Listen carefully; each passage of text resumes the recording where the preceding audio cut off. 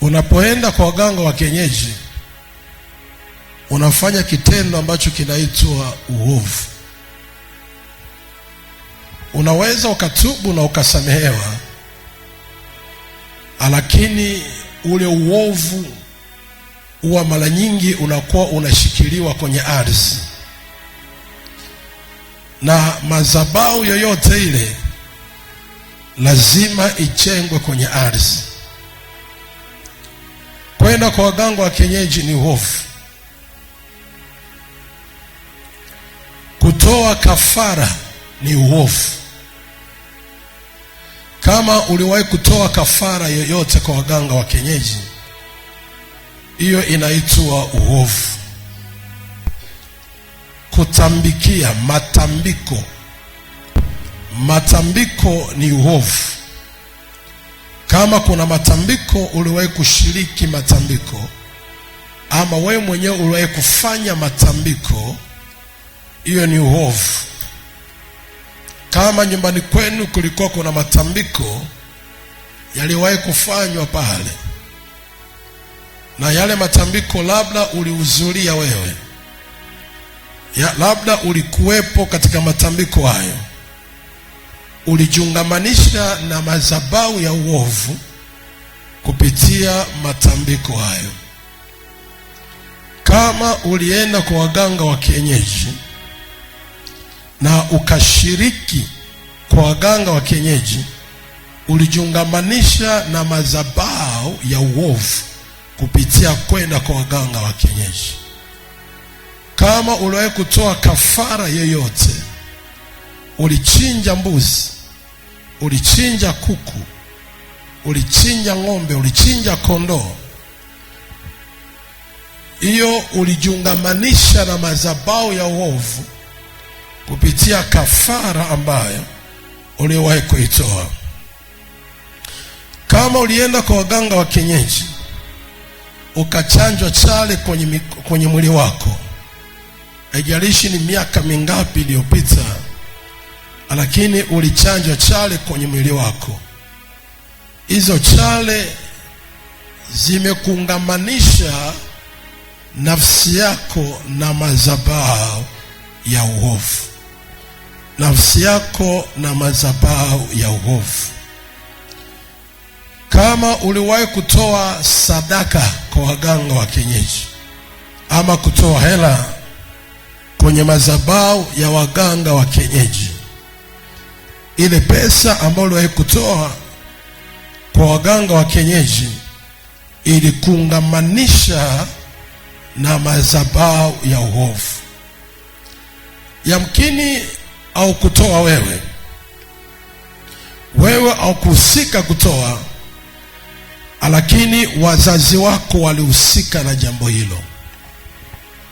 Wazazi wako walihusika, wakatoa kwa waganga wa kienyeji. Ni sababu ya ule uovu wa wazazi wako, ikawa sababu ya nafsi yako kuungamanishwa kwenye madhabahu ya uovu. Nitaomba unisikilize vizuri. Uovu ule ambao ulifanyika ama kwa sisi wenyewe au kwa wazazi wetu, ule uovu ambao ulifanyika kwenye madhabahu, mara nyingi huwa unakuwa umeungamanishwa na mtu na nafsi yake. Uhai wa kitu chochote cha kiroho kinaendelea kuwa hai kupitia madhabahu. Madhabahu ndiyo inayosababisha jambo lolote ambalo umelifanya hapa chini ya jua, kama ni jema la kimungu, madhabahu ya Mungu iliyo hai inakuwa inasimama kubeba kile kitu kizuri ili kiweze kukuletea matunda kesho. Kama ni jambo la uovu ambalo lilifanyika, madhabahu ya uovu inakuwa inasimama kwa ajili ya kuendelea kudumisha au kuendelea lile jambo liendelee kuwa hai. Na maanisha hivi, madhabahu ndio sababu kubwa ya kufanya jambo lolote ambalo mwanadamu alilifanya la kiroho liendelee kuishi, ni madhabahu. Na hapa duniani wetu tuna madhabahu ya aina mbili. Duniani tuna madhabahu ya Mungu madhabahu ya nuru, na tuna madhabahu ya uovu ambayo ni madhabahu ya kishetani. Na kanuni ya baraka zozote za kimungu haziwezi kutoka mbinguni bila kupita madhabahuni. Na matatizo yoyote ambayo shetani anayesababisha kwa watu hayawezi kutoka bila kupita kwenye madhabahu. Labda nigusie kidogo kwa habari ya madhabahu kabla sijakupa maandiko zaidi. Ukiongelea madhabahu unaongelea nini? Madhabahu ni kiunganishi. Ni kiunganishi kinachounganisha vitu vya rohoni viweze kutokea hapa mwilini. Au madhabahu ni kama daraja inayotoa vitu vya rohoni viweze kutokea hapa mwilini, lazima vitapita kwenye madhabahu.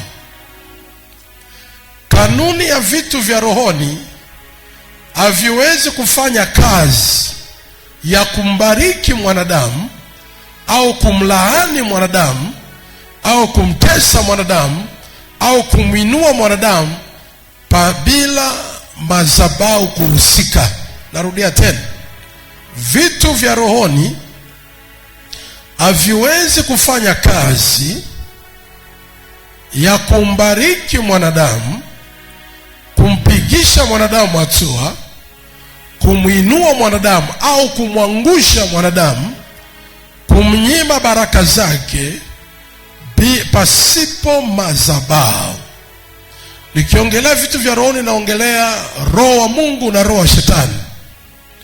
Mungu ni roho, anaketi mbinguni ili aje aupareti hapa duniani na abariki watu hapa duniani na alete neema yake hapa duniani. Lazima apite kwenye madhabahu. Lazima madhabahu ihusike. Naomba nielewe vizuri. Mungu hawezi kushuka na kuleta ukombozi kwa watu, kuleta ndoa ya mtu, kazi ya mtu, baraka ya mtu bila madhabahu. Lazima madhabahu ihusike ya kumruhusu Mungu ashuke pale ili aweze kuleta baraka ya mtu fulani. Na ndio maana haijalishi unaombea nyumbani, haijalishi unaombea kwenye gari, haijalishi unaombea mahali popote, lakini ili upokee baraka yako lazima uwe na madhabahu ambayo umejiungamanisha na inakutambua, ili Mungu aitumie ile madhabahu kukupa ndoa yako ama kazi yako au biashara yako au kukupigisha hatua moja kwenda hatua nyingine. Lazima. Na ndio maana kama wewe ni mtu ambaye unataka uende mbali, ufaulu na kufanikiwa, Mungu akikupa mahali pa kuabudu, usiwe na mguu moja ndani mguu mwingine nje, utakosa blessing. Unapoenda kwenye madhabahu ambayo umeshaichunguza wewe na umebarikiwa na ile madhabahu na umefurahishwa na ile madhabahu, jiungamanishe na ile madhabahu. Nisikilize vizuri, jiungamanishe na ile madhabahu. Ukijiconnect na ile madhabahu, baraka zako zinakuwa ziko pale.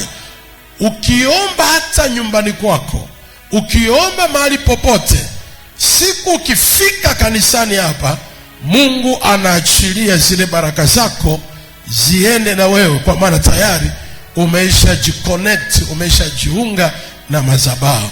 Nakupa maelezo zaidi nikienda kwenye maandiko, huo umenielewa vizuri. Na ndio maana kiburi cha mtu ama nguvu ya mtu lazima awe anajihakikishia madhabahu ambayo amesimama na amejiconnect kwenye hiyo madhabahu. Mungu afanyi kazi tu kuwa huku na huku, mimi ni madhabahu fulani nitaenda pale, nimeshajiconnect madhabahu ile na Mungu atashuka pale atanibariki. Lazima ujiconnect na madhabahu hiyo ili Mungu ahusike juu ya maisha yako. Sasa unisikilize vizuri. Kusali sio kujiconnect na madhabahu. Kuabudu sio kujiconnect na madhabahu.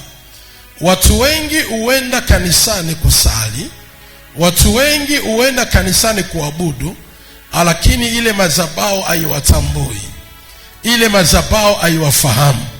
Kama madhabahu haikujui au hujajiconnect nayo, atakuwa na uwezo ama na nguvu ya kukupigania, ya kukutetea, ya kusimama na wewe katika changamoto zozote za kiroho zinazopambana na maisha yako. Naomba unielewe vizuri leo, na nashukuru Mungu, nafikiri niko na utulivu kidogo juu yako. Unajua Wakristo wengi wanapigwa kwa sababu hii. Vita vya kiroho usifikirie unavishinda wewe kwa kuomba. Vita vya kiroho vinapigana madhabahu kwa madhabahu, madhabahu kwa madhabahu. Sasa inategemea wewe madhabahu yako una uaminifu kiasi gani kwenye ile madhabahu, umesimama kiasi gani kwenye ile madhabahu. Na ndio maana unataka shangaa kuna watoto wa miaka mingi wanasali mahali kwa muda mrefu lakini bado wanashindwa. Ni kwa sababu namna ambavyo wanavyoconnect na ile madhabahu. Sasa basi, tunapoongelea hivyo, shetani anapata kiburi, anapata nguvu ya kumharibu mtu aliyeokoka, ya kumnyima baraka zake na kumrudisha nyuma kila siku. Ni kwa sababu tu yule mtu amekuwa connected katika madhabahu yake ya uovu. Nisikilize vizuri. Shetani anakuwa na nguvu ya kukurudisha nyuma mafanikio yako, ya kurudisha nyuma baraka zako, ya kukunyima hatua ya kwenda. Na ndio maana unaweza ukapata baraka leo ukashangaa kikapotea kesho. Ile nguvu shetani anaitoa wapi? Anaitoa kwa sababu nafsi yako wewe imeungamanishwa na madhabahu yake, imeungamanishwa na madhabahu yake. Ule uovu ambao uliwahi kufanya miaka ya nyuma, ule uovu ulitoa sadaka nyingi kwa waganga wa kienyeji, ulitambikia kwa waganga wa kienyeji, uliweka mazindiko pale. Kuna vitu vingi ulivifanya kwa waganga wa kienyeji, vikawa sababu ya kuiconnect nafsi yako. Naomba unielewe hivi, kinachokuwa connected hapa duniani na vitu vya baraka ama vitu vya uovu ni nafsi ya mtu, ni nafsi ya mtu. Jumanne nimefundisha kwa habari ya nafsi. Jumanne nilisema nafsi ya mtu ndiyo inayomfanikisha mtu hapa duniani. Haijalishi huyo mtu rohoni ana mafanikio makubwa, lakini kama nafsi yake ina shida, huyo mtu hawezi akaifurahia dunia. Nikasema nafsi ndo sababu ya kuifanya dunia uifurahie ama dunia uichukie. Nikaenda mbali zaidi, nikasema kwenye nafsi ndo kuna nyota, kwenye nafsi ndo kuna kibali, kwenye nafsi ndo kuna hisia, kwenye nafsi ndo kuna akili, kwenye nafsi ndo kuna nia, kwenye nafsi kuna kuchukua hatua, maamuzi. Kuna nafsi, kuna vitu vingi ambavyo vimekaa ndani ya nafsi. Nikaeleza kwa habari ya nafsi. Ukianza kuona magumu fulani kwenye maisha yako, mambo hayapiga hatua, kagua nafsi yako imekaaje. Sasa nikaongea mwanadamu ana sehemu kuu tatu. Mwanadamu ana roho, ana nafsi, ana mwili. Na ndivyo ilivyo. Mungu anafanya kazi na mbingu, madhabahu na nchi. Nikiongelea roho naongelea mbingu. Sikiza vizuri watu wa Mungu. Nikiongelea roho naongelea mbingu, sema mbingu. Nikiongelea roho naongelea mbingu, kwa maana roho imetoka mbinguni. Nikiongelea roho naongelea mbingu, kwa sababu roho imetoka mbinguni. Nikiongelea nafsi naongelea madhabahu. Nikiongelea nafsi naongelea madhabahu. kwa sababu madhabahu iko duniani na nafsi imetoka duniani. Nafsi huwa inaishi duniani. Nikiongelea tu nafsi ya mtu, naongelea madhabahu ya mtu. Nikiongelea mwili wa mtu, naongelea nchi ya mtu, naongelea na maanisha ardhi ya mtu. Nikiongea tu mwili, naongea nchi yako, au naongelea ardhi yako, maana mwili umetoka mavumbini. Mwili umetoka mavumbini. Kwa hiyo ardhi na mwili ni kitu kimoja. Nafsi na madhabahu ni kitu kimoja. Roho na mbingu ni kitu kimoja. Nani ananielewa? Sema amen. Tuko pamoja? Baraka zinatoka mbinguni ili zije mwilini, zinapita nafsini. Ina maana lazima zipite madhabahuni. Zikishapita madhabahuni ndo zinakuja wapi? Mwilini, ambapo ni hapa duniani unaziona. Sasa basi, inategemea nafsi yako imekaa wapi. Nafsi yako imejiconnect na madhabahu ipi zaidi, ambayo inafanya baraka zako ziwe rahisi kuzipokea, ama upitie vita vingi sana vya uovu. Nani ananielewa hapa? Nafsi yako imejiconnect kwa asilimia ngapi na mambo ya kiroho? Nafsi yako imesimama kwa asilimia ngapi na mambo ya kiroho? Tuione nafsi yako ipo kwenye madhabahu ipi. Na ndio maana ukiwa kanisani, njia ambazo tunazijua za mtu kuconnect nafsi yake na madhabahu ya kiroho ambayo ni upande wa Mungu, tunafahamu ni njia kama 5. Hebu nisitaje tu 3 utanielewa, maana sifundishie mpande za kimungu.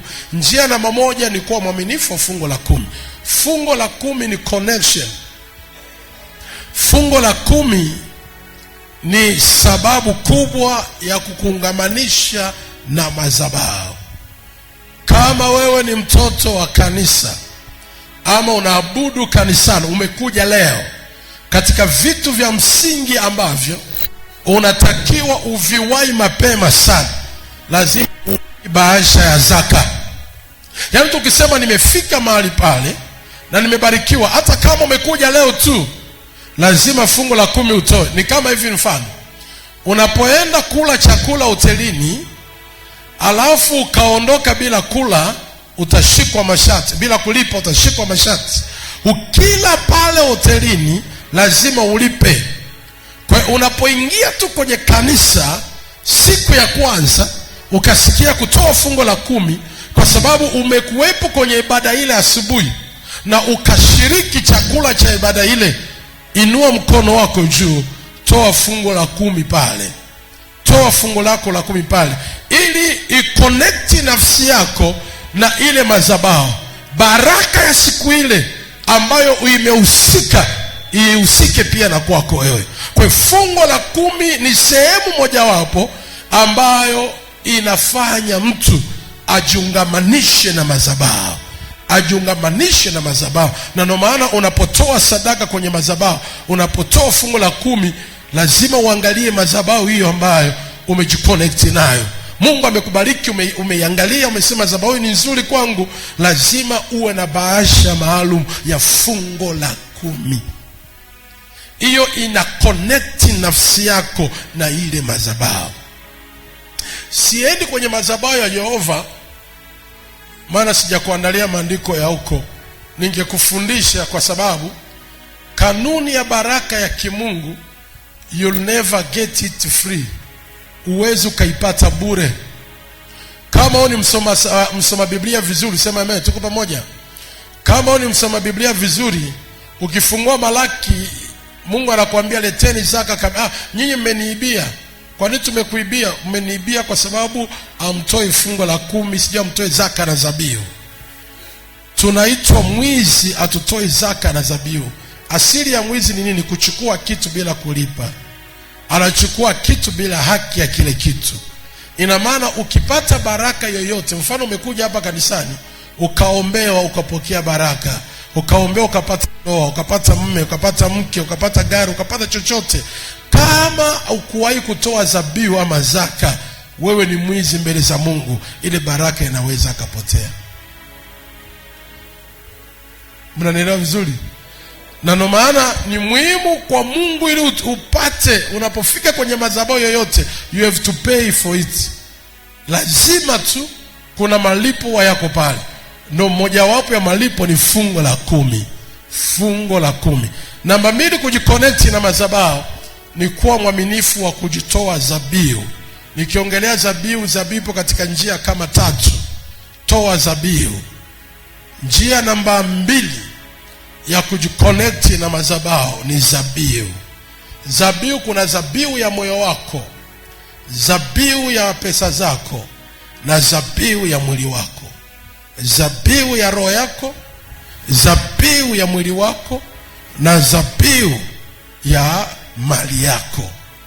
Yaani tukisema ya mwili wako, ina maana unatumika kwa ajili ya madhabahu, unaitumikia madhabahu, unatoa mwili wako kwa ajili ya kuitumikia madhabahu. Nitakuwa mtumishi mahali pale, nitatumika mahali pale, nitasimama mahali pale. Unakuwa unajiconnect, unajizabiu kutumika pale. Nani ananielewa hapa? Jikague vitu vyote uone. Zabiu nikasema ya 3 ni mali yako. Unaamua kutoa pesa zako kwa ajili ya kazi ya Mungu isonge mbele. Kanisa hili bado lipo kwenye ujenzi. Unatoa pesa kwa ajili ya kazi iende. Moyo wako ni pale unamtumikia Mungu kwa unaamua roho yako yote, unashuhudia moyo wako kwa ajili ya kazi ya Mungu ipanda matunda, kazi ya Mungu ipanda. Sasa mimi siko huko zaidi, nipo kwa ajili ya madhabahu ya uovu, jinsi ambavyo unajiungamanisha nafsi yako na madhabahu ya uovu. Sasa ninapofundisha hayo pia kujiungamanisha na madhabahu ya Mungu aliye hai, sadaka ambayo unatoa. Na ndio maana nilifundisha hivi Jumapili, kanisani ndio mahali pa out ya Mkristo. Unapokuja kanisani usijihurumie kutoa sadaka. Toa hata zaidi ya mara 5. Toa hata zaidi unavyoweza. Biblia inasema kila mmoja atoe kwa kadiri awezavyo. Toa jinsi unavyoweza. Connect nafsi yako kwenye madhabahu. Nitafundisha na utanielewa vizuri nikiingia kwenye maandiko. Connect nafsi yako, uwe mtoaji wa sadaka. Hata kama ni 200 ndio Mungu amekuona unayo, usiache kujiconnect. Hii ndio sababu watoto wengi wa madhabahuni wako madhabahuni lakini hawapokee baraka, mafanikio ya pesa, maana hawajiconnect na madhabahu. Si watoaji wa sadaka, si watoaji wa zaka, si watoaji wa dhabihu. Unakuta inakuwa ni changamoto kwao mafanikio juu ya maisha yao. Haijalishi iwe mimi mchungaji ama mchungaji awe kiongozi wa aina yoyote, kama atoaji vitu, kuna jinsi hajajiconnect na madhabahu. Sasa nisikilize vizuri. Tunapoenda kwenye madhabahu ya uovu, ambayo ni madhabahu ya miungu ya kishetani, tumejiconnect kwa 100% zaidi ya madhabahu ya Mungu aliye hai. Hapo ndipo nielewe vizuri sana. Leo hii nikiitisha madhabahu ambayo ina nguvu nyuma yako, maana nguvu ya madhabahu inategemea jinsi ambavyo wewe umeipanda kwa dhabihu zako.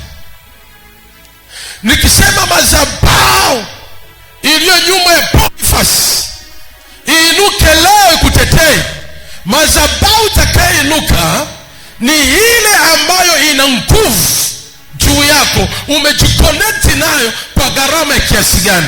Kama madhabahu ya uovu, umechinja ng'ombe pale, umetoa milioni 3 pale, umetoa milioni 4 pale, umetoa mbuzi pale, umetoa kuku pale, umetoa 300,000 pale, umetoa 100,000 pale. Sasa tukija kwenye madhabahu ya Mungu aliye hai, hauna hata 200,000. Madhabahu ipi itakayesimama nyuma yako?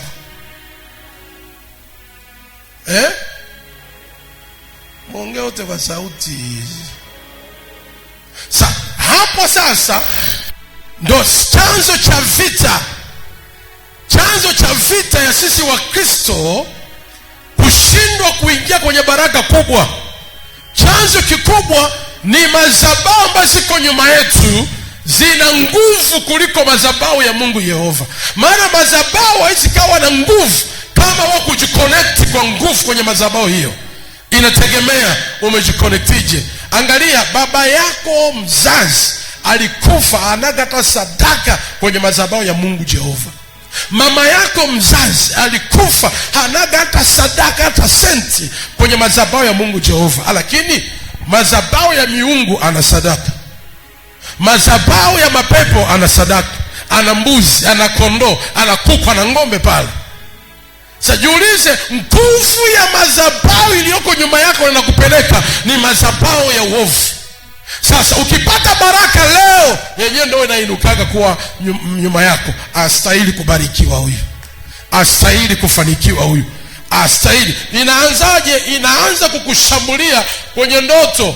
Ndio vyanzo vya watu wakipata mwanaume leo, ama ukipata gari leo, unashangaa unaota ndoto unaiendeshea nyumbani kwenu ulikozaliwa. Yaani wewe uko Mwanza, lakini unashangaa gari unaiendeshea Kigoma. Unajiuliza imekuwaje? Madhabahu inakwambia haiwezekani uipate gari bila kanuni yake. Ulitambikia wapi? Nani nielewa? Unashangaa vita ambavyo vinakutupiga sana ni zile madhabahu za uovu ambao wazazi wetu walizijenga kwa nguvu zote. Ukipata baraka leo, zinainuka hasira ya ghafla, zinainuka unasikia kukata tamaa, kuchukia. Maana nafsi ndo kuna ile amani, nafsi ndo kuna hisia, nafsi ndo kuna furaha, ndo kuna maamuzi. Sasa nafsi yako imejiconnect kule kuliko kujiconnect kwenye madhabahu ya Mungu aliye hai. Hebu fungua Yoshua ile sura 22. Tuone kwenye maandiko haraka haraka tuombe.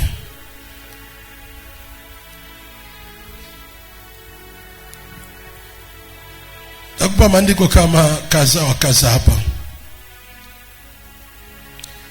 Yoshua ile sura ya 22. Na ule mstari wa 17.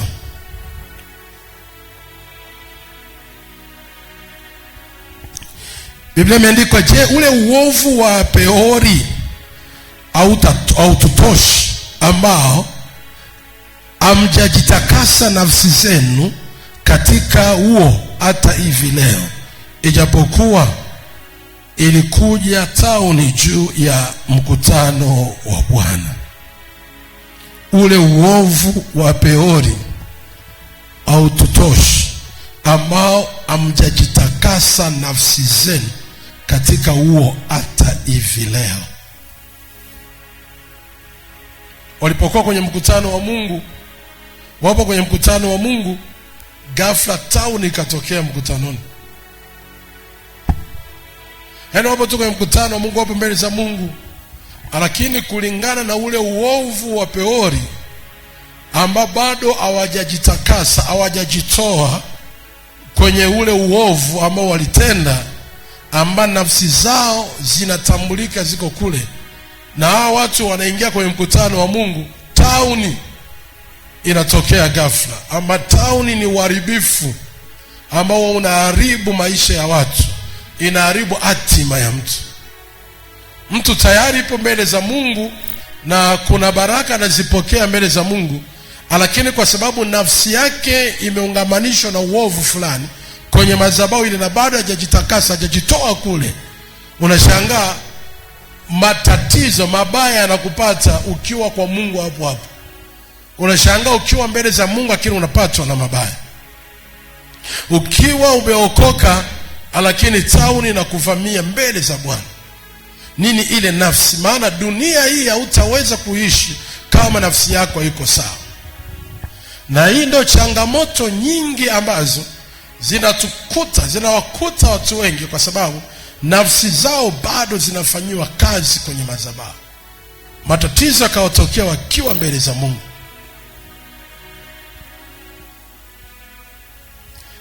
Nafsi, madhabahu hii inakuwa ina nguvu nyingi ya kutuharibu. Hauwezi ukafanya vitu vya msingi hata kama una upenyo wa kupata hela. Hauwezi ukafanya vitu vinavyoonekana hata kama una kazi nzuri. Madhabahu inakataa. kwa maana yenyewe ndio inaikontrol nafsi yako. Maana nafsi hapa duniani ndio huwa tuseme ndio personality ya mtu, ndio utu halisi wa mtu. Inategemea nafsi yako ipo kwenye connection gani ili iweze kukukontrol katika dunia hii, ili uweze kuisikia amani ama furaha ya dunia hii. Lakini nafsi ikiwa kwenye madhabahu ya miungu, utaishi kwenye dunia, lakini kuna kama sauti fulani na kuongelesha. Hata kama ukiwa kwenye madhabahu ya Mungu, kwenye mkutano wa Bwana, lakini unasikia upo kanisani, lakini moyo wako haupo pale. Kuna jinsi hauna furaha ya kuwepo pale. Kuna jinsi hauna amani ya kuwepo kanisani.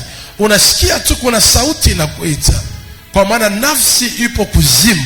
Nafsi ipo kwenye madhabahu ya miungu ya kwenu.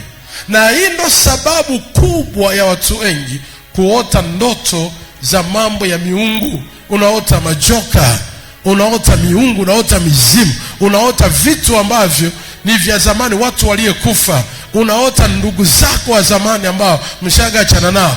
Unaota watu wa nyuma sana ambao watu labda mlisoma nao shule ya msingi, ndio unakuja kushangaa uko nao. Ile madhabahu inakurudisha tu nyuma, inakwambia wewe si wa kupiga hatua wa kwenda, maana nafsi yako imeungamanishwa huko nyumbani, imeungamanishwa huko. Na huko tuko mbele za Bwana. Hebu fungua Ezekieli. Fungua Ezekieli.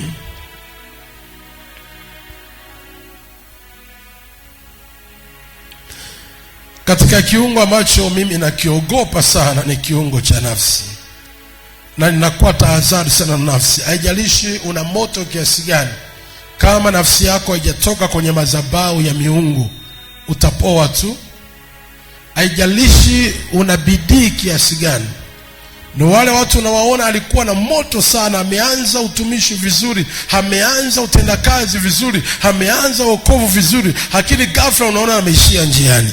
Ghafla amepoa. Shida ni nini? Nafsi yake bado inatumikishwa kwenye madhabahu ya miungu, maana kibali chake, nyota yake, akili zake bado ziko kule. Ezekieli sura ya 36.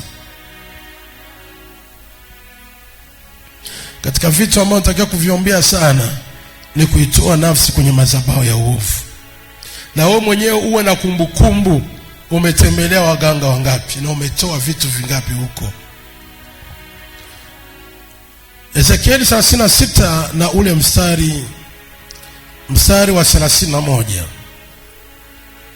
Ndipo mtazikumbuka njia zenu mbaya na matendo yenu yasiyokuwa mema, nanyi mtachukia nafsi zenu kwa macho yenu, kwa sababu ya maovu yenu na machukizo yenu.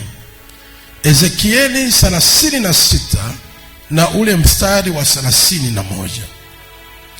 Ndipo mtazikumbuka njia zenu mbaya na matendo yenu yasiyokuwa mema, nanyi mtazichukia nafsi zenu kwa macho yenu, kwa sababu ya maovu yenu na machukizo yenu.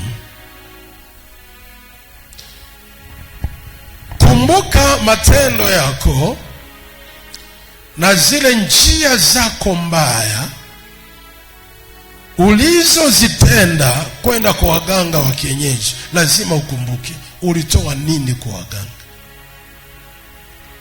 Sadaka ngapi ulizitoa kwa waganga wa kienyeji? Walikuomba mbuzi, ng'ombe, walikuomba kondoo, kuku, vitenge, walikuomba nini? Pesa ngapi ulizitoa pale?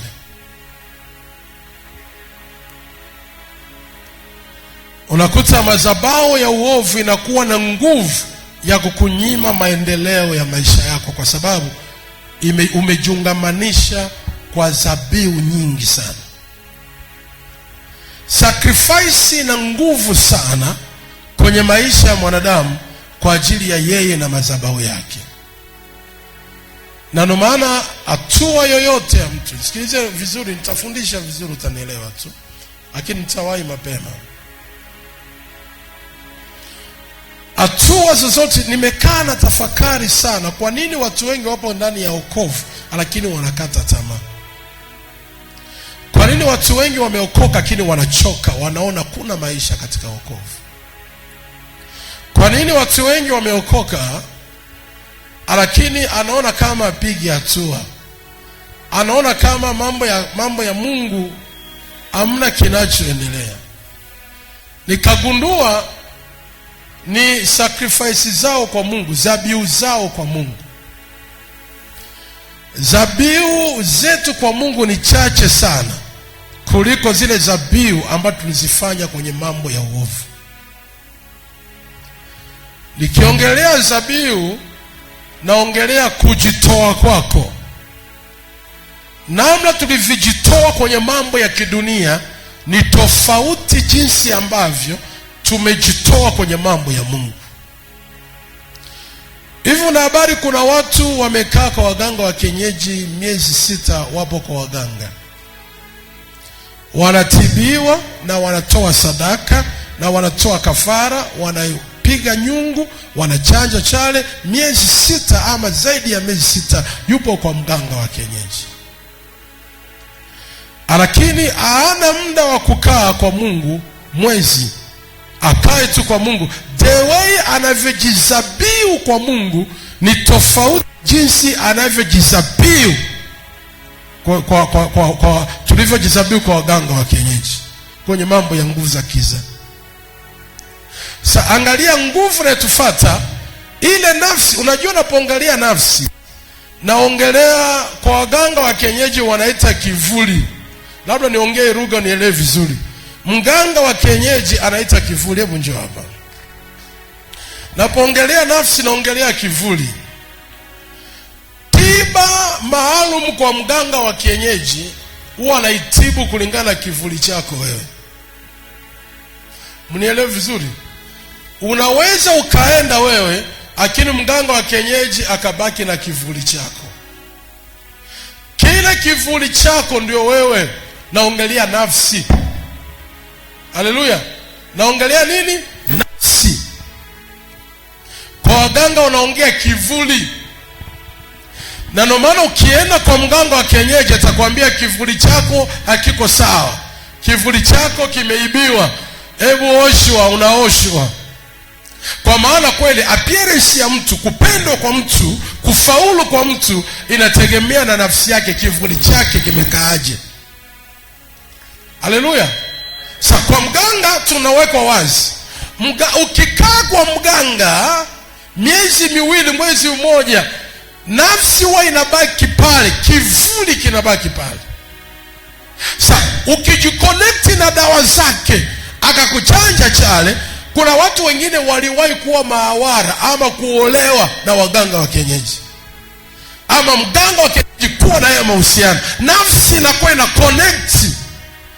Kuna watu mmeshiriki na waganga wa kienyeji, nafsi ina connect, na maana kuna vitu utaviishi. Na ndio maana Biblia inasema kumbuka njia zako, kumbuka njia zako. Unaweza ukaa hapa lakini nafsi huwa inajigawa. Nafsi inaweza ikawa kwa huyu, ikawa kwa huyu, kwa huyu, ikaenda huku. Nafsi ni kama nyota. Hebu let me talk this. Jumanne, wangapi walikuwa Jumanne hapa?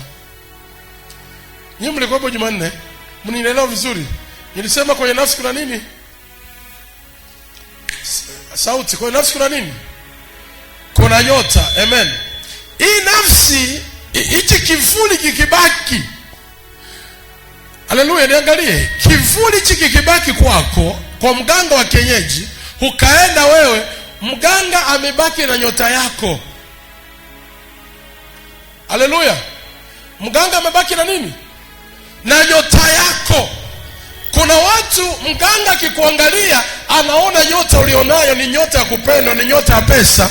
Yeye atadili na kivuli chako. Na ndio maana kuna watu wanaweza wakaenda na vivuli vingine ama nafsi nyingine, nafsi yake kabaki. Mganga kibaki na nyota na kivuli chako, ina maana amebaki na nyota yako. Atakayekuja kuomba mafanikio kwa mganga wa kienyeji anamgawia nafsi yako, anamgawia nyota yako. Tuko pamoja? Sasa basi, naongelea hii nafsi,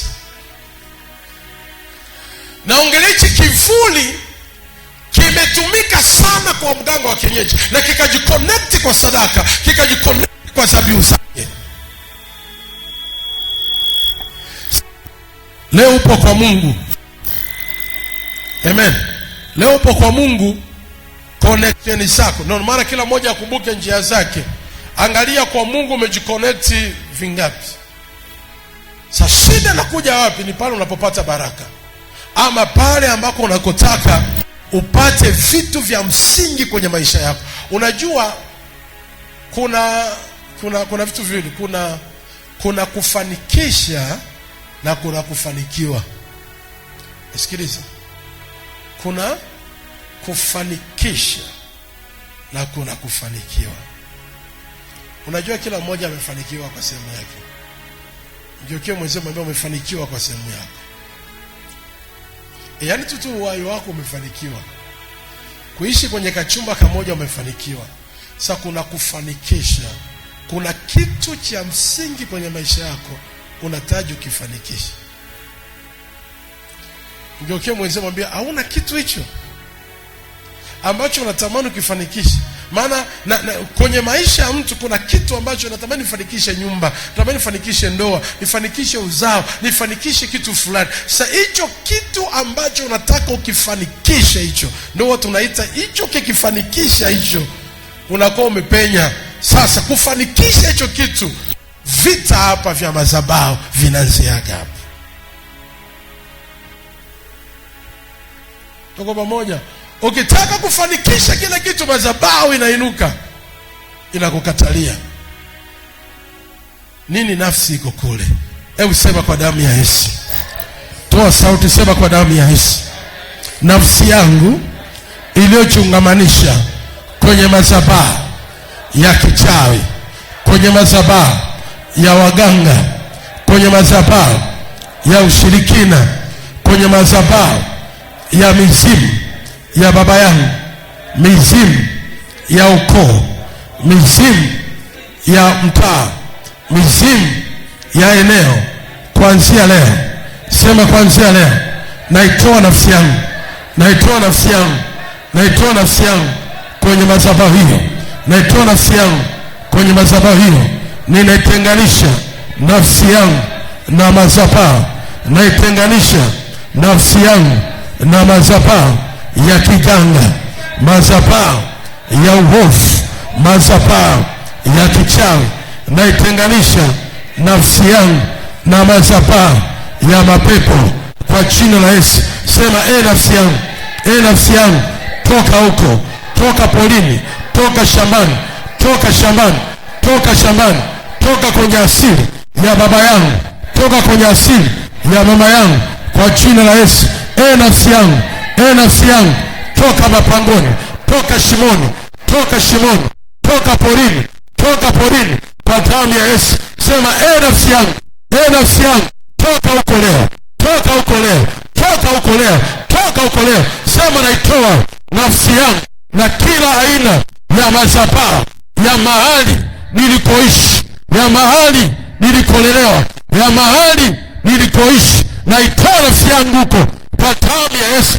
Sema nafsi yangu, toka huko leo, toka huko leo, toka huko leo, toka huko leo, toka huko leo kwa jina la Yesu. Sema leo hii, leo hii naitoa nafsi, naitoa nafsi, naitoa nafsi, naitoa nafsi kwenye madhabahu ya kichawi, kwenye madhabahu ya kishirikina, kwenye madhabahu ya mapepo, kwenye madhabahu ya miungu, kila madhabahu inayoshindana, inayoshindana na maisha yangu, inayoshindana na mafanikio yangu. Sema leo nafsi yangu iliyobaki kwa mganga wa kienyeji, nafsi yangu iliyobaki kwenye ile shule niliyosomea, nafsi yangu iliyobaki kwenye shule ya msingi, kwenye shule ya msingi, naitoa huko, naitoa huko kwa jina la Yesu, naitoa huko kwa jina la Yesu. Nafsi yangu iliyobaki kijijini kwetu nilipozaliwa, kwenye ile mito, kwenye yale mawe, kwenye ule mti, kwenye ule mti. Sema leo naitoa nafsi yangu huko kwa jina la Yesu. Sema joo. Haleluya. Nisikilize vizuri, namalizia hapa, nisikilize vizuri. Wakati Mungu alipotaka kuwakomboa Waisraeli, Israeli ilikuwa katika nchi ya Misri. Mahali pale ni madhabahu ya uovu ndio ilikuwa imetawala pale, ambayo ni madhabahu ya Farao. Na Waisraeli wote walikuwa wamejiungamanisha kwa sehemu na madhabahu ya uovu ya Misri kwa vyakula vyao pamoja na shughuli mbalimbali ambazo walizifanya pale. Nani anasikiliza vizuri? Israeli ni taifa la Mungu na walijichua ni taifa la Mungu. Waliomba sana, walilia sana ili Mungu awasaidie. Waliomba sana na walilia sana ili Mungu awasaidie. Kwa bahati mbaya, hapa kuwepo na madhabahu ya Mungu pale ambayo ilikuwa inawapa nguvu, ama ingewapa nguvu watoke kwenye ule utumwa. Lakini madhabahu ilikuwa ikiwashikilia ni madhabahu ya Farao. Na walilia miaka 40 wako kwenye shida, wanateseka pale. Nini? Nafsi zao zimekonektiwa pale. Nisikilize vizuri watu wa Mungu. Walikula vyakula vya pale, walifanya kazi pale, walitumika pale. Mungu ikampa wakati mgumu. Mungu hakuweza kushuka Misri awakomboa Israeli kwa sababu Misri hapakuwepo na madhabahu ya Mungu pale. Israeli haikujenga madhabahu ya Mungu pale. Nani ananielewa vizuri? Walilia Mungu hawezi akafanya kazi bila madhabahu. Lakini kilichowatia chini ya utumwa ni kwa sababu kuna madhabahu ya Farao ya Misri ilikuwa na uwezo, na waliitumikia, walikula chakula chao ambacho kiliwaweka chini ya utumwa. Mungu hakufanya chochote. Hebu imagine kuna utumwa gani ambao uko leo, ambao madhabahu ambao mababu zako walitumikia, baba zako walijiungamanisha nao, imetufanya kuweka chini ya utumwa leo na kuna namna kutoka. Alafu umeokoka leo, unafanya bla bla kwenye madhabahu ya Mungu Jehova, unashinda kujiconnect kwa nguvu. Kuna vitu baba yako kuvifanikisha, unatakiwa mtoto ufanikishe. Kuna vitu mama yako kuvifanikisha, unatakiwa mtoto ufanikishe. Walishindwa kwa nini? Kuna madhabahu ya Mungu ilikuwa nyuma yao ili wasaidie kufanikisha. Sasa wewe mtoto ulioko hapo, nini unasubiri? Lazima ujiungamanishe kwa nguvu zote ili uweze kuishinda kila ambacho kinamshinda baba yako, wewe ukifanikisha. Angalia kwenu, mlijenga nyumba ya samani gani? Nyumba ipi ya maana mlijenga nyumbani kwenu? Tuangalie watoto wangapi walisoma kwenu. Kuna kitu kilishinda familia yenu, haikufanya hicho kitu. Angalia, tukumbuka tu. Unaweza kumbuka kuna kitu kweli kwetu, swala la ugomvi, swala la pombe lilitushinda, swala la masomo lilitushinda, kujenga tulishindwa, kuolewa tulishindwa, kuoa tulishindwa. Kuna kitu mlishindwa kukifanikisha. Kwa sababu gani? Hakuna madhabahu ya Mungu ambao walijiconnect ili wasaidia ili wafanikishe kile kitu. Sasa leo tumeokoka, kwa nini tunakuwa kawaida? Hatujiconnect kwa nguvu. Mimi wani na CV zote, baba yangu alifanya nini, kwetu tulifanya nini ambacho kiliwashinda. Mimi ndo na fight. Sio rahisi, lazima nipigane kweli, nijiconnect kweli kweli.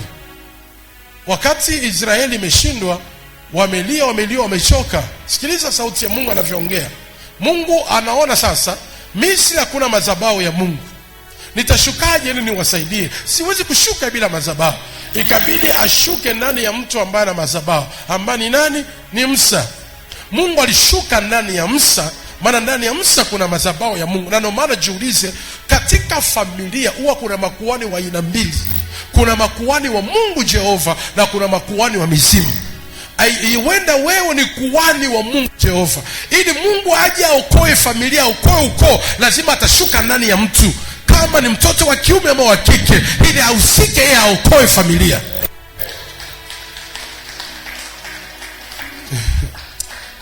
Sema amen tena. Sema, sasa wewe umepata neema ya wokovu leo. Mungu amekufanya madhabahu yake ashuke kwako wewe, ili awatoe kwenye vile vya washinda mababu. Afu wewe ni mzembe kujiconnect, ni mzembe kusimama. Lazima yule leo Mungu akashuka ndani ya Musa ili aende sasa itoe familia pale. Sikiliza Mungu anavyomwambia Musa, waambie hivi, nimesikia kilio chao na nimeona mateso yao. Kumbe Mungu anasikiaga na anaona, lakini alishindwa kushuka kwa sababu pale Misri hakuna madhabahu yake. Kuna mtu asihisi kwamba Mungu haoni shida zake.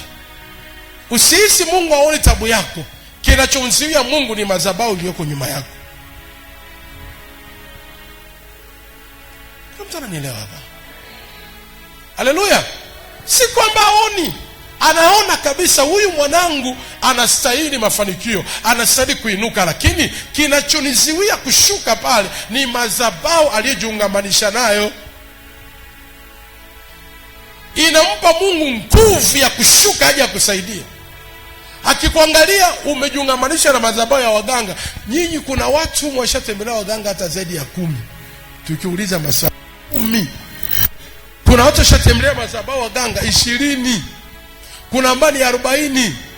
Kuna ambao wengine shaka sahau na majina. Sasa wewe una kanisa 2 tu 3 ushatembelea. Hakina nyoka ukitembelea utoaje hata sadaka. Unatembelea ukiwaambia sadaka wachungaji wanapenda yale unakimbia. Lakini madhabahu zilitembelea ulitoa zaidi ya pale.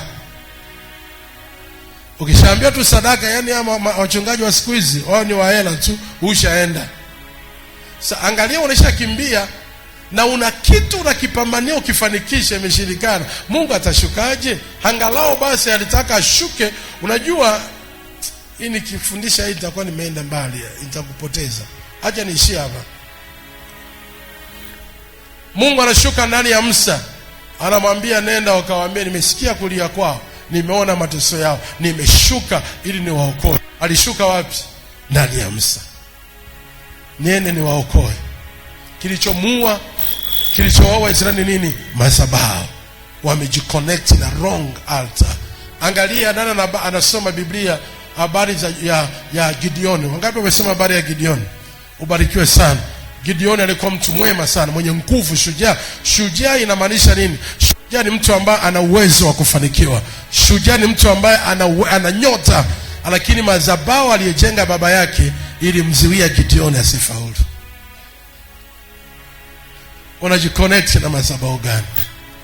Sema tena kwa damu ya Yesu. Kila madhabahu ya uovu iliyosimama nyuma yangu.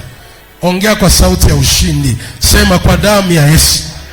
Kila madhabahu ya uovu iliyosimama nyuma yangu, iliyosimama nyuma yangu kuharibu maisha yangu, kuharibu maisha yangu, kuharibu maisha yangu, kunirudisha nyuma kimaisha, kikazi, kihuduma, kifamilia, kimaendeleo.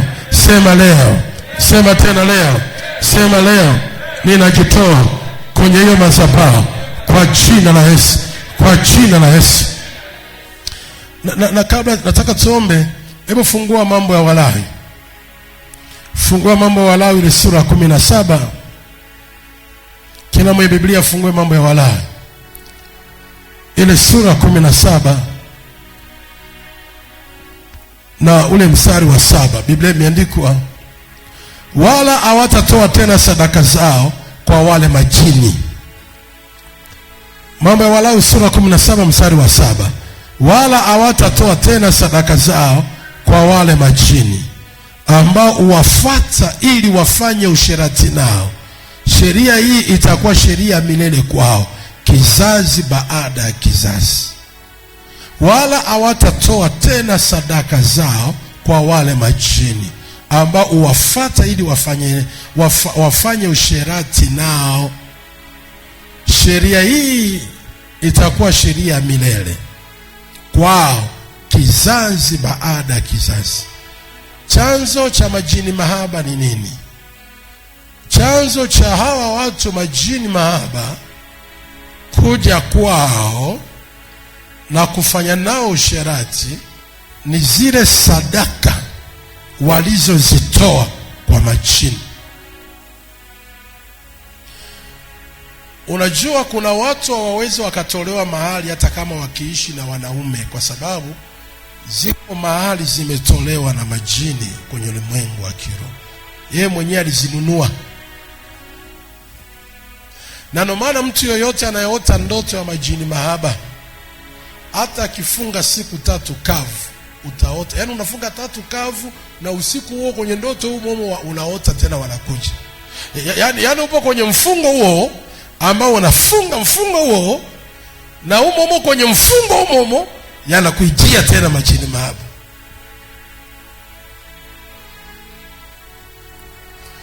Unaamua kuingia mfungo wa siku 7, upo kwenye mfungo umo siku 7 wanakuja tena.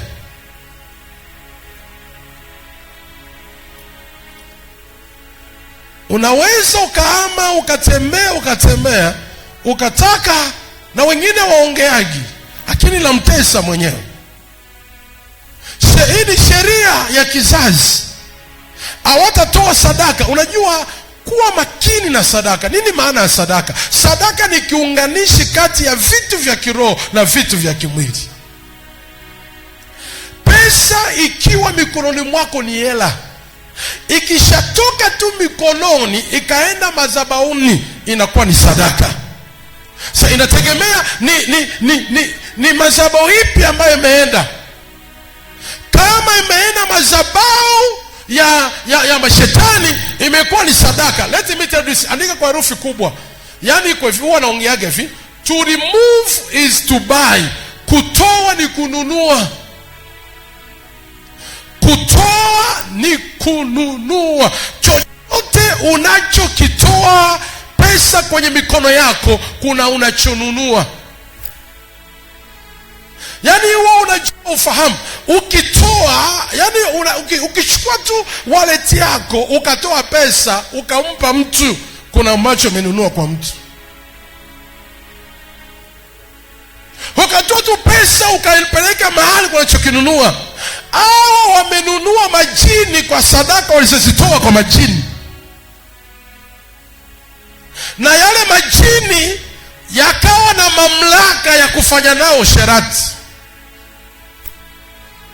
Yakawa na mamlaka ya kuja usiku na kushiriki nao.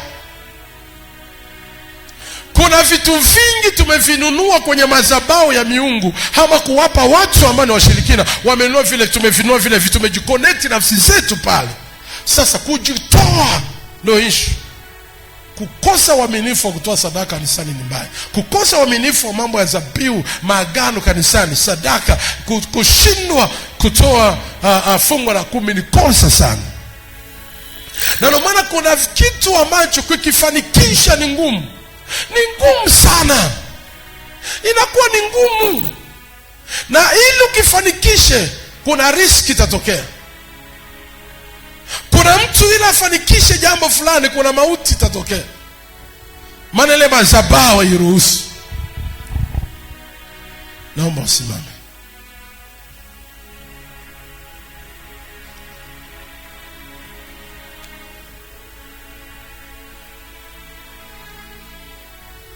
Indirebo shandirabu.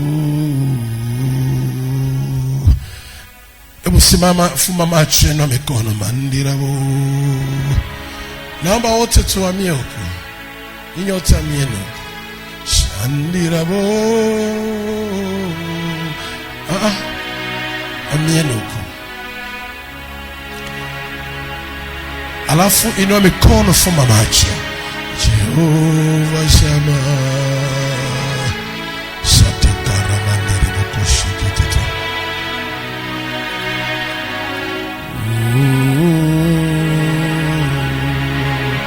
Inua mikono yako, sema Bwana Yesu, niko mbele zako leo.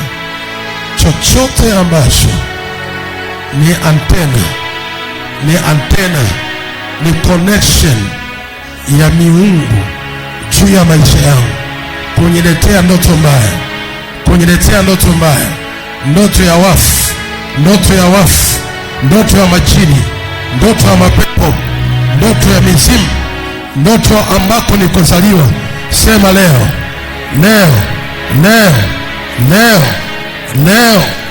Bwana Yesu, leo ninaomba nafsi yangu uitoe uitoe kwenye connection hiyo kwa damu ya Yesu. Nafsi yangu uitoe leo, vyovyote ambavyo nimelishwa kwenye ndoto, vyakula vya kichawi ambavyo nimelishwa kwenye ndoto, vyakula vya kiganga ambavyo nimelishwa ama nikiwa ninachua, leo vitapike, leo vipoke. Makini mahaba yananifuata usiku wa manane kufanya tendo la ndoa na mimi, sema leo na connect nafsi yangu na ile makini mahaba kwa damu ya Yesu. Sema fire mara 3, sauti mara moja, ya pili toa sauti wewe, mara moja, ya pili toa sauti, ya kwanza, ya pili, ya tatu. Inua mikono, fumba macho tafadhali. Shakatire boko shapa. Sema kila madhabahu inanirudisha nyuma, madhabahu ya mtaa, madhabahu ya ukoo, madhabahu ya familia, madhabahu ya kabila, madhabahu ambako nilikozaliwa, madhabahu ya nchi niliyozaliwa, ya mkoa niliyozaliwa, ya wilaya niliyozaliwa, ya kata niliyozaliwa, ya tarafa niliyozaliwa, ya mtaa niliyozaliwa, inayoshindana na maisha yangu isifanikiwe, nisifanikishe. Sema leo naitoa nafsi yangu kwenye madhabahu hiyo. Sema leo naitoa nafsi yangu kwenye madhabahu hiyo. Sema nafsi yangu, toka leo, toka kuzimu, toka baharini, toka shimoni, toka kwenye mawe, toka kwenye mashule, toka baharini, toka ziwani. Sema nafsi yangu, toka leo kwenye madhabahu iliyojengwa baharini, ziwani, porini, makaburini, nchi kavu, kwenye miti, kwenye mawe. Leo naitoa nafsi yangu kwenye hiyo madhabahu. Sema nafsi yangu, toka huko leo. Sema njoo. Fumba macho na mikono. Yes. Tekaraboko sheketete. Terina mantereboko shapa. Pokorina ma. Ina mikono, fumba macho. Tio. Kumbuka, nafsi yako imetekwa wapi? Imekaa ndani ya mwanaume yupi? Wanaume washirikina waliofanya ushirikina wakakutana na wewe ushirikina wao. Nafsi yako imekaa ndani yake. Hauachi kumwazia, hauachi kumkumbuka.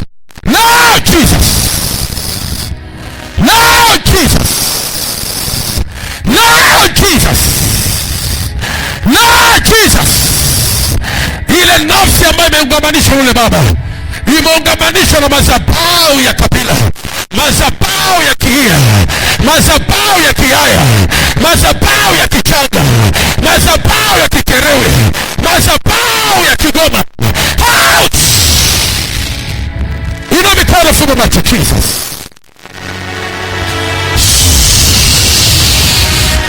ile madhabahu ya Kisukuma iliyochinjiwa kafara ya ng'ombe, kafara ya mbuzi, inakataa usifanikishe ndoa, inakataa usifanikishe biashara, inakataa usifanikishe masomo. Jesus, pakatire mama dire bushapa shaka mama marabo shapa tete wika madire bushapa. Madhabahu ya Kikerewe, madhabahu ya Kijita, madhabahu ya Kia, madhabahu ya Kichaga, madhabahu inakataa mafanikio, inakataa usifanikishe nyumba, usifanikishe ndoa, usifanikishe biashara. Leo naitoa nafsi yako kwa madhabahu hiyo. Hiyo madhabahu inampeleka mwanaume mbali, inakataa biashara, inakataa ndoa, inakataa mafanikio, inaharibu mimba. Hiyo madhabahu inatoa watoto kabla ya wakati. Hiyo madhabahu, Jesus, ndio pokorina mama dere boko shapa sekete wika mandere boko shapa. Hiyo madhabahu moto wa baraka. Hiyo madhabahu nafsi yako ulichanjwa chale pale, ile damu ya kivuli chako kabaki pale kwa ule mganga wa kienyeji, ikabaki pale kwa yule mganga wa tanga, yule mganga wa tanga wakera na tuma moto. Malaika wa vita, malaika vita, malaika vita, malaika vita, tembea pale, tembea pale, tembea pale, ardhi ya Tanga, ardhi ya Ukerewe, ardhi ya Moshi, ardhi ya Kigoma, piga kelele pamoja, chomoka. Sharabo waka moto bakie. Madhabahu ya Bukoba, madhabahu ya Bukoba, madhabahu ya Kiaya, naiongelea ardhi ya Bukoba, natembea mara moja hapo, naenda Tanga, naenda Bukoba. Inua mikono, funga macho wewe, wahudumu wanahusika. Rapo kosha baba, ende manderebo shababa, achia afya yake, achia afya, achia afya, achia ndoa. Waka moto fire, waka moto fire, waka moto fire, fire, fire, fire. Mara moja, mara moja, mara moja. Majini mahaba, majini mahaba. Usibieni makata, unaharibu ndoa yake, unaharibu mafanikio, unamrudisha nyuma kiuchumi, unamrudisha nyuma kibiashara, unamkatalia sisimame, unaharibu ndoa, unaharibu uchumi. Natembea mara moja, naenda Ukerewe, naenda Tanga, naenda Sumbawanga, natembea, naenda Sumbawanga, Asia Sumbawanga. Sikia sauti hii, leo naharibu biashara yake, ndoa yake. Naenda Moshi, naenda Moshi, naenda Moshi, naenda Moshi, naenda Kigoma. Rabo kosha papa, naitoa nafsi yako huko mara moja, mara moja, mara moja. Madhabahu ya kijita, madhabahu ya kijita, waka moto mara moja, waka moto mara moja. Fire vyovyote ulivyomlisha, enyi wa China waganga, vile vyakula mlivyomlisha kwenye ndoto, rama mara moja hapa, yayuka leo, tapika leo, chomoka leo. Ina mara moja hapa, ina mikono, fuma macho wewe, rama mara moja hapa. Fire Jesus, fire.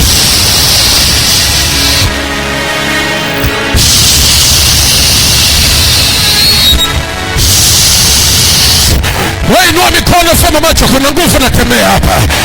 Ile madhabahu inakataa uchumi, inakataa biashara, ndoa haitakaa, haitakaa hapo, lazima iachie, iachie mara moja, achie mara moja.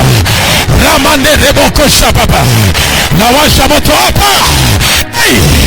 Kama tamata fire, mara moja, mara moja, mara moja. Ile nafsi mara moja, waka moto fire. Kama tamata ropiga kile tomoka, rama mara moja hapa. Kama tamoto, kama tamoto, kama tamoto, chomoka mara moja. Ile uchawi kama mgongoni, uchawi kama mgongoni, waka moto, achia fire, fire, fire, fire. Kama tamoto, rama mama hapa fire. Hai, hai. Kama tamoto, chomoka, achia ndoa, fire, fire, fire. Yuka, chomoka Jesus. Reka pashapa, waka moto, utavumilia moto. Kama tamoto, nina mara moshapa, kama tamoto, rika pashapa, waka moto, waka moto, kama tamoto, kama tamoto, ulivyolisha vyote, waka moto, kama tamoto, chomoka monani, kama tamoto, chomoka monani, chomoka, fire, yuka, waka moto, chomoka Jesus. Yes, yes, pia mara moja, panda unoke. Ewe choka, ewe choka, ewe choka, panda, achia, achia ndoa, achia mume wake. Namleta mume wako, namleta mume wako, kama tamoto. Hey, hey, fresh, fresh, fresh, fresh, fresh, fresh, fire. Hiyo nafsi imekamatwa, nafsi imefungwa gesi, imefungwa baa, imefungwa makaburini. Chomoka mara moja. Nafungua nyota yako, nafungua nyota yako, na kuleta leo. Kamata moto, kamata moto, kamata moto, kamata moto, kamata moto, kamata moto, waka moto, waka moto, waka moto.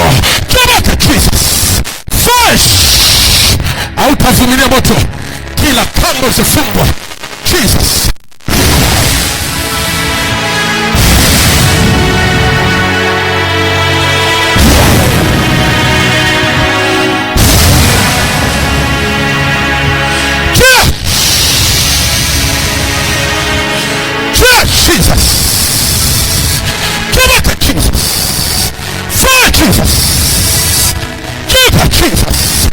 Inua mikono, sema kwa damu ya Yesu. Sema kwa damu ya Yesu. Kila nafsi iliyokaa kwenye makaburi, iliyokaa kwenye makaburi, kila nafsi iliyokaa kwenye makaburi, sema moto, sema moto, moto, moto, moto, moto, moto, achia nafsi, achia mara moja, sema fire, sema fire, sema fire, sema fire, sema fire, fire, fire, fire,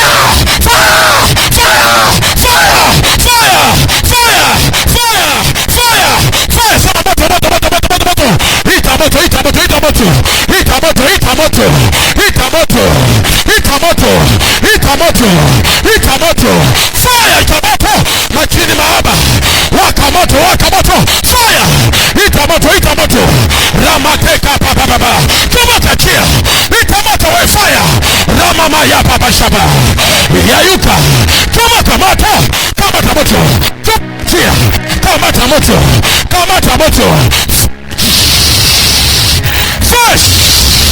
fresh, kamata moto, Jesus, mapepo na uwa mimba, reka tera boko shapa, in the mighty name of Jesus, kamata chia, yeka parabo shapa, sema leo, kila maagano niliyafanya kwenye madhabahu ya kiganga, sema fujika,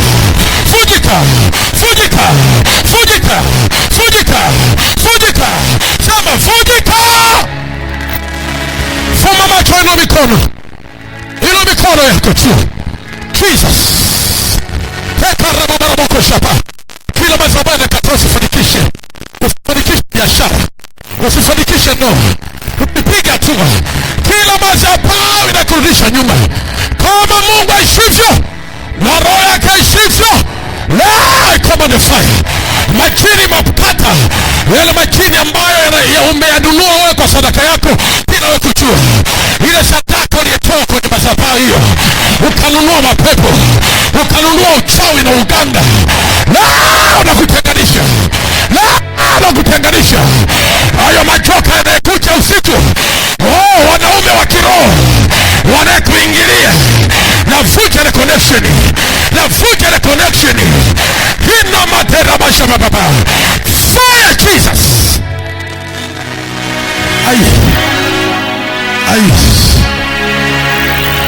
Sema kila maagano naivunja leo,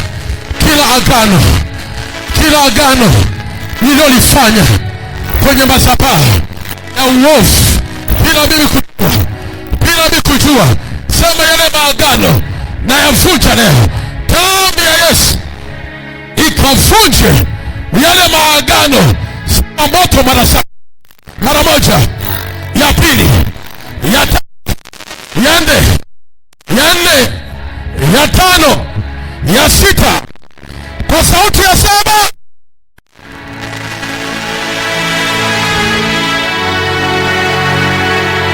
Kila moja ukiwa umesimama hivyo, utapokea meza ya Bwana na maagano tutayavunja leo. Usitumie kabla sijakuruhusu. Chukua mwili wa Kristo na damu ya Yesu. Ukichukua alafu na kuruhusu. Shante karaboko shapa, teke tereboko shaka papa, teka mandereboko shapa,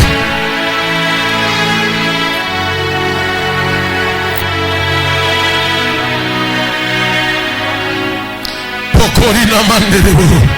Jehovah Shammah, Jehovah Shammah, Jehovah Jireh, manderebo shapa. Kila moja chukua shekenderebo.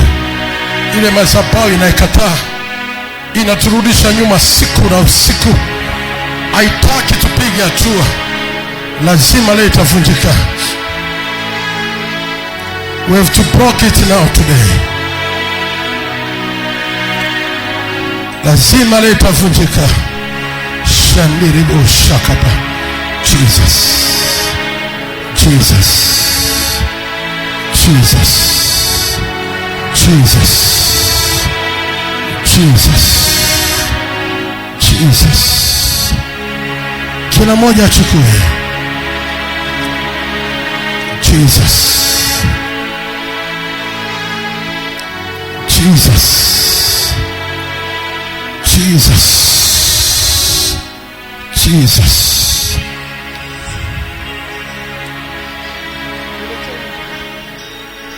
Jesus. Jesus.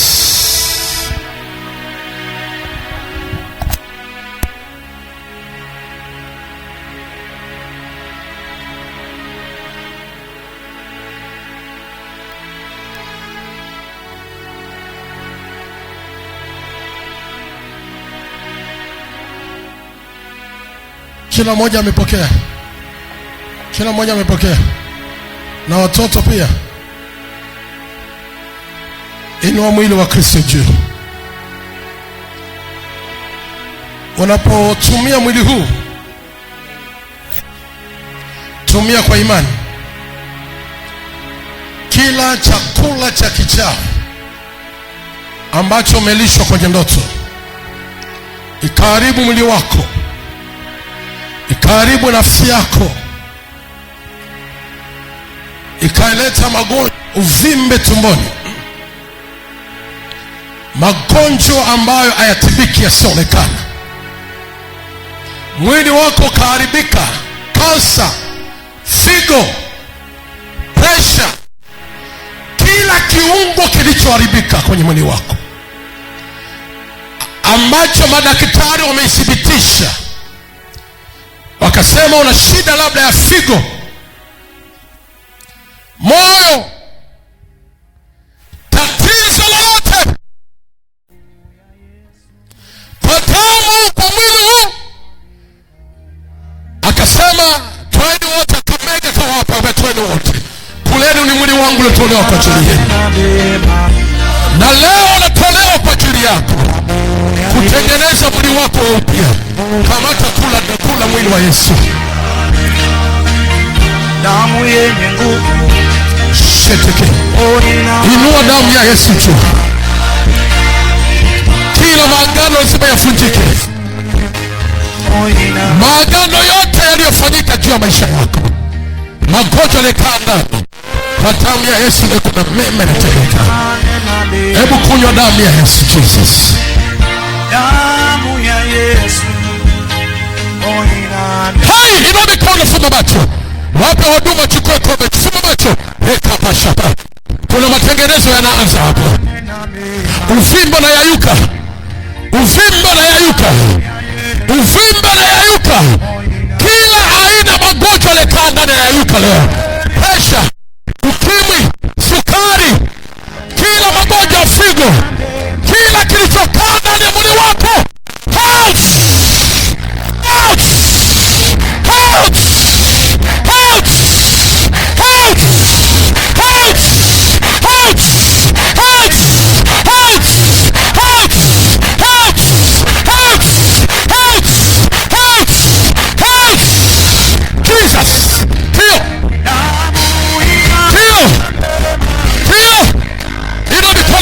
I see the power here. Pokora baba kashapa. Mbegu za wanaume ya kiroho ambazo zimekaa tumboni, kila miungu na mizimu ambayo imekaa tumboni, out! Out! Out! Out! Out! Out! Out! Out! Out! Out! Hey! Out! Hey! Chochote ambacho kimekaa ndani ya mwili wako, uvimbe tumboni, mbegu za wanaume, ile hali ya figo kuumwa, kila aina magonjwa, out! Out! Out! Out! Out! Out! Vitu kutembea mwilini, vile vitu kutembea mwilini, yale magonjwa yanakaa tumboni, pumzi ya kichawi, pumzi ya wanaume ya kiroho, ile hali ya kuharibu mimba, ile hali ya magonjwa, out! Out! Out! Na yayusha uvimbe, na yayusha uvimbe, na yayusha uvimbe, na yayusha uvimbe, na yayusha uvimbe. Rapaka terebo shapa, ina mama marabo shapa. Tumbo kuwaka moto, tumbo kuwaka moto, miguu kuwaka moto. Mara unasikia maumivu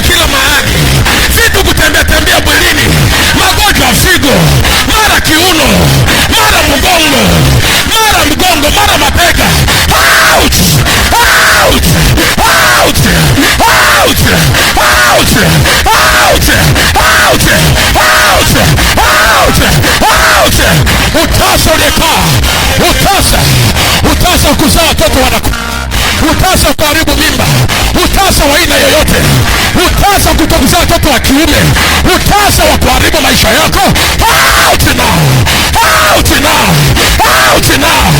Ile miguu kufa ganzi, ile miguu kufa ganzi, mikono kufa ganzi, miguu kuwaka moto, miguu kuwaka moto, miguu kuwaka moto. Mara maumivu upande wa kushoto, maumivu kiunoni, maumivu tumboni, out now, out now. Natengeneza figo, damu ya Yesu nasawazisha magonjwa yote, kila magonjwa ya figo, magonjwa ya moyo, out. Yes, ndio, yes, yes, yes, yes. Pokorabaka shaba, lekete kapa shaba. Thank you Jesus, thank you Jesus, thank you Jesus, thank you Jesus, thank you Jesus. Anza kutenda neno mema, sema mema, anza kuongea mema. Mwambie Baba asante kwa wema wako. Thank you Jesus, thank you for healing now, thank you for healing now. Pokorabaka shaba. Asante kwa jambo jipya, asante kwa mwanzo mpya. Thank you Lord, ikapa shaba. Thank you Jesus, wina materemoko shaba. Baba asante kwa Baba asante, mshukuru Bwana. Riketerebo shaba, ramanderebo shaba, rina materebo shaba. Rishadai, mwambie Baba asante kwa uponyaji, asante kwa uponyaji. Jikague, magonjwa na yayuka, jikague. Hakuna uvimbe tena, hakuna maumivu tena, yote vilivyotembea mwilini vinaondoka. Thank you Lord, thank you Lord, thank you Lord. Shukuru Bwana. Kagua miguu yako, kagua miguu yako imepata uponyaji. Kagua kifua chako, kagua tumbo lako. Rapoko shaba. Mwambie Baba asante.